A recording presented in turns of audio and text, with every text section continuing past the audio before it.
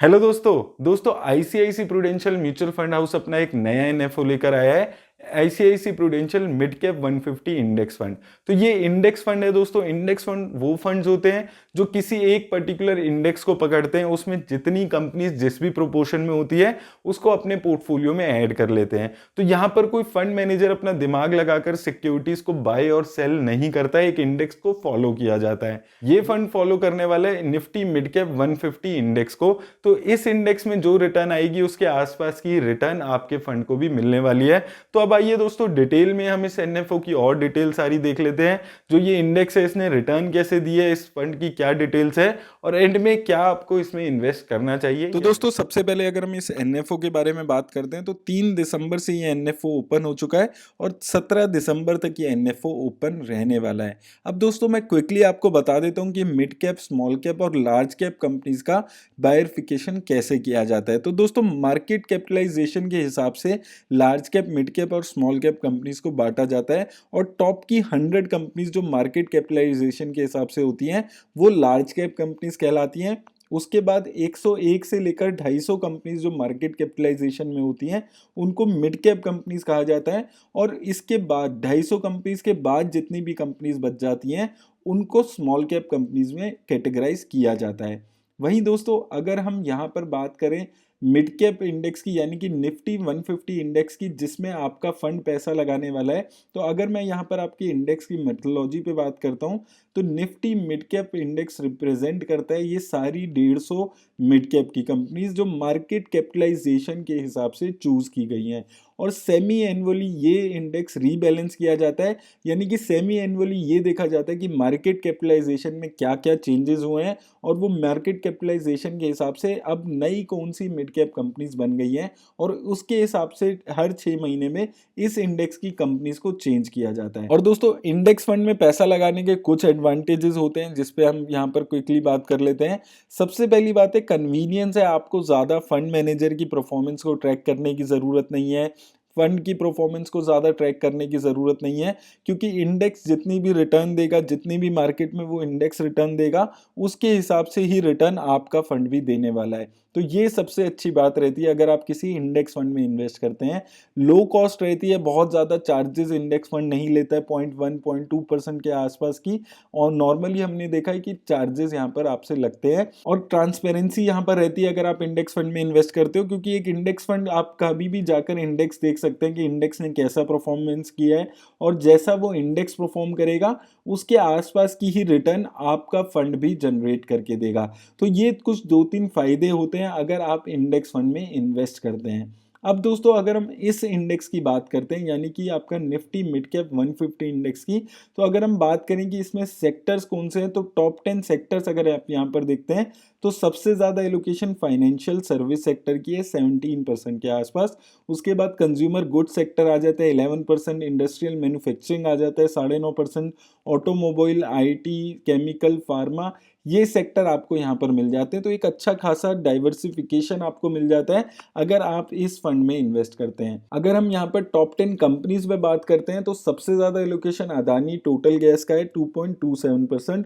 उसके बाद टाटा पावर में भी 2% के आसपास पैसा लगा हुआ है। उसी हिसाब से एसआरएफ में भी आप देख सकते हैं 1.7% के आसपास पैसा है। Shriram transport, mind tree, Voltas जैसी कंपनीज आपको यहाँ पर इसके पोर्टफोलियो में दिख रही हैं। उसके अलावा जी एंटरटेनमेंट, क्रॉम्पटन ग्रीव्स, एम्फेसिस और एयू स्मॉल फाइनेंस बैंक जैसी यहाँ पर टॉप 10 में यहाँ पर कंपनीज शामिल हैं। तो दोस्तों अगर आप इसमें इन्वेस्ट करते हैं तो आपको डाइवर्सिफिकेशन अच्छा मिल जाता है विद रिस्पेक्ट टू सेक्टर अगर हम बात करते हैं। और कंपनीज में भी आप देखेंगे मैक्सिमम एलोकेशन किसी भी कंपनी का 2% के आसपास है। तो बहुत ज़्यादा डिपेंडेंट नहीं है ये इंडेक्स किसी एक या दो कंपनीज में, क्योंकि यहाँ पर जो एलोकेशन है वो मैक्सिमम 2-2.5% के आसपास ही किसी एक कंपनी में दिख रहा है। और सेक्टर वाइज एलोकेशन भी देखेंगे तो मैक्सिमम एक सेक्टर में 18% के आसपास एलोकेशन है। तो डाइवर्सिफिकेशन दिख रहा है, बहुत ज़्यादा किसी एक पर्टिकुलर सेक्टर पे या किसी एक कंपनी पे एलोकेशन यहाँ पर नहीं है। वहीं दोस्तों अगर हम परफॉर्मेंस की बात करते हैं, पिछले 10 सालों की परफॉर्मेंस की बात कर सकते हैं, तो आप यहाँ पर देखेंगे कि पिछले 10 सालों में निफ्टी मिड कैप इंडेक्स ने निफ्टी 50 और निफ्टी स्मॉल कैप इंडेक्स की रिटर्न को बीट किया है। और यहाँ पर अगर आप ईयर ऑन ईयर रिटर्न देखते हैं तो यहाँ पर आप देख सकते हैं कि 2012 में अगर आप देखेंगे 46% की रिटर्न जनरेट की थी मिड कैप ने। वही निफ्टी 50 और निफ्टी स्मॉल कैप ने इससे कम रिटर्न जनरेट की थी। अब आप यहाँ पर भी देखेंगे 2021 में, 2020 में अगर आप देखेंगे तो ये निफ्टी 50 इंडेक्स को बीट कर पाया है, हालांकि स्मॉल कैप इंडेक्स को बीट नहीं कर पाया है। तो यहाँ पर दोस्तों निफ्टी मिड कैप में अगर आप देखते हैं तो 10 में से 7 सालों में ये निफ्टी 50 इंडेक्स को बीट कर पाया है।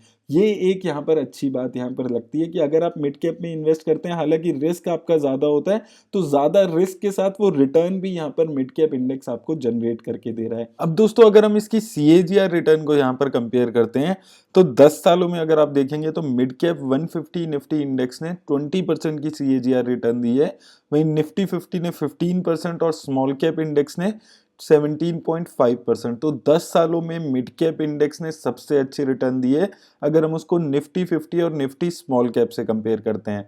7 सालों में भी आप देखेंगे तो सबसे अच्छी रिटर्न यहाँ पर दिख रही है, 5 सालों में भी सबसे अच्छी रिटर्न दिख रही है, 3 सालों में भी सबसे अच्छी रिटर्न है। तो यहाँ पर 3, 5, 7 और 10 सालों की CAGR रिटर्न अगर हम देख रहे हैं तो निफ्टी मिड कैप 150 ने निफ्टी 50 और निफ्टी स्मॉल कैप को बीट किया है।